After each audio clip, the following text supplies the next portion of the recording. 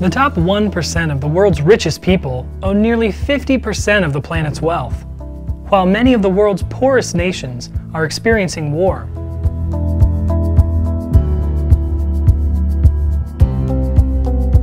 So we wanted to know, does inequality cause war? Economic development is directly related to the prospects for peaceful outcomes and the reduction of the risk of armed conflict. There's really overwhelming data showing that depending on how you measure economic development, the most common indicator is per capita income. As per capita income rises, the risk of armed conflict declines. Recently, however, researchers have argued that inequality doesn't just mean a difference in income levels, but more a sense of unfairness. Over the last few years, there's much more attention to this social dimension, this horizontal dimension. The data shows that when communities are denied human rights and political rights, civil rights, the risk of oppression and violent conflict is greater. Peace builders are working to address the inequality issues on the ground in conflict zones, but they warn that there's no band-aid solution.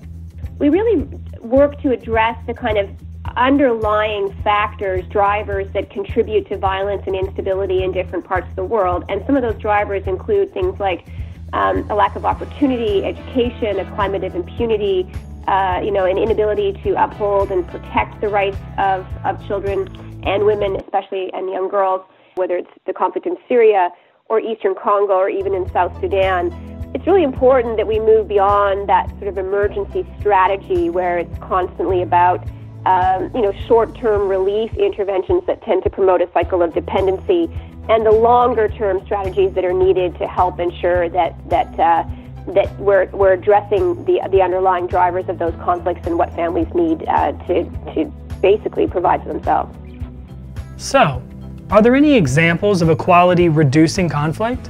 Experts point to Colombia, where inequalities, especially in rural areas, led to the world's longest-running conflict. The peace agreement that's been signed and is starting the implementation process now has within it a whole range of measures that are designed to try to address those inequalities, to provide more economic development that's targeted to the poorest regions, where now the goal is to try to create more participation and to create more opportunities for economic empowerment and political empowerment. Observers also point to other Latin American nations, like Brazil and Peru, where addressing inequalities, especially with marginalized groups, seems to have ensured relative peace. There's been an end to armed conflicts. Political violence generally is down. That doesn't mean the societies are completely peaceful in all respects, but the trends have been positive. This is Brandon Richardson, reporting for Peace News Network.